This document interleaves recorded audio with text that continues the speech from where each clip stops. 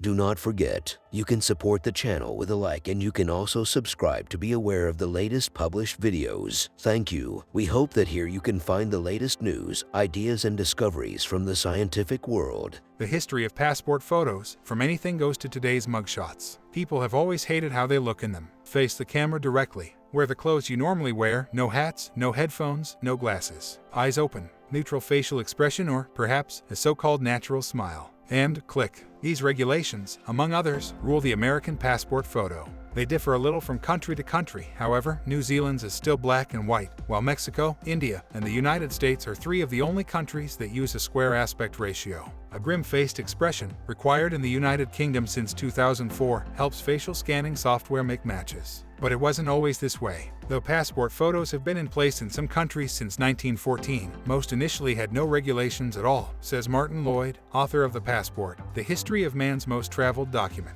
Its adoption seems to have caught the authorities by surprise, he told the BBC. They made no rules on how to pose for a picture. They were simply asked to send one in. So they did. Photo-based identification had a somewhat unusual start at the 1876 Centennial Exposition in Philadelphia. In the wake of admission problems with similarly colossal exhibitions in London and Paris, Philadelphia introduced the photographic ticket for exhibitors and other free pass holders. Each ticket had a number, the name of the holder, and a stamped photograph. This now quotidian form of identification was a totally revolutionary, radical idea, so much so that it wasn't until decades after their inception that photographs became standard practice on passports. Before that, they listed distinguishing features, such as the shape of your chin or the color of your eyes. I don't know how you could understand that the person in front of you is the one written in the passport, says Neil Kaplan, an Israel-based passport collector who's been amassing the documents for almost 3 decades. Kaplan also blogs about his collection and has a large Twitter following. Compared with today's high level of standardization, early passport photos didn't appear to have many rules at all.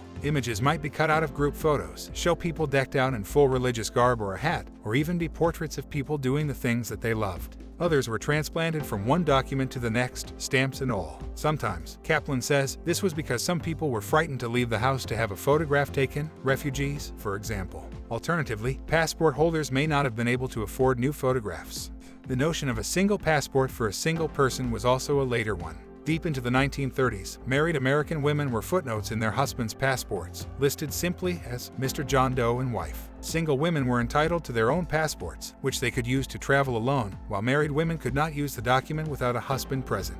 This practice continued, despite the efforts of women's rights advocates, until 1937, when the State Department issued a memo explaining that because our position would be very difficult to defend under any really definite and logical attack, it seems the part of wisdom to make the change. Family passports did continue to exist under particular conditions as late as 2012 in the United States. This caused problems with photography, however. The New York Times described the difficulty of fitting all the faces into one frame of not more than 3 by 3 inches. One such family reported 5 unsuccessful attempts to fulfill this official requirement. Picture an entire family squeezing into a photo booth, minus the joy. Rarer still are collective passports, where as many as 20 faces were affixed to the same sheet. Usually, they all traveled together with 1 or 2 group leaders, who would have the collective passport, Kaplan says. These were especially common for groups of refugees requiring swift evacuation, such as Jews escaping the pogroms of Eastern Europe or leaving Germany for the United States in the 1920s. Other examples include Polish worker groups seeking employment in France or sports teams attending international events. But, from 1920, the worldwide, individual passport standard began to emerge and develop,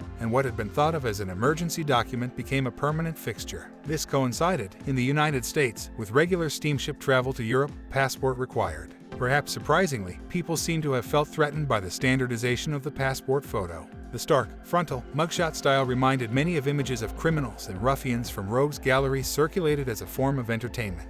Moreover, says Craig Robertson, author of The Passport in America, The History of a Document, middle and upper class people found the idea that they would need to prove their identities somehow morally affronting.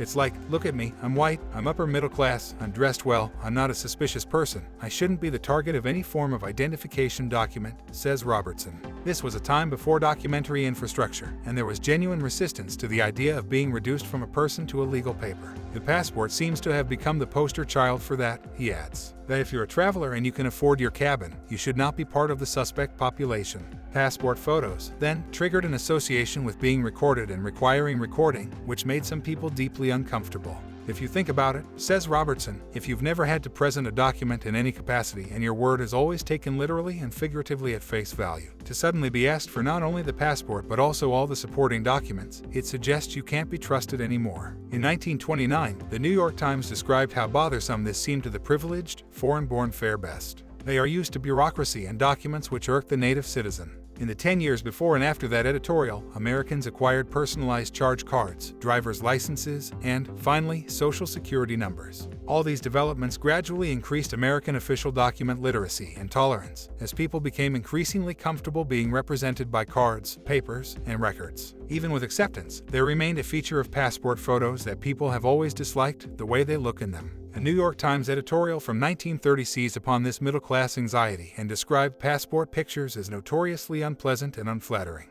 The mildest-mannered man looks like a thug or a gunman, and a bright-eyed miss becomes a heavy-featured half-wit. Few travelers ever feel anything but a pang of horrid surprise, almost disbelief, upon first looking at the photograph which is to identify them in a foreign country. Even celebrities, they said, who might ordinarily appear beautiful, amiable, or generally attractive, have a criminal or imbecile cast of countenance. A passport, says Robertson, creates an identity that we have to prove matches our own. On the face of it, it seems peculiar that a glowering, unflattering mugshot should be made to represent who we are better than, say, a smiling portrait, a glamour shot, or a photo of one playing the guitar. The document may say, "This is who I am," but it does so the most depersonalizing way possible.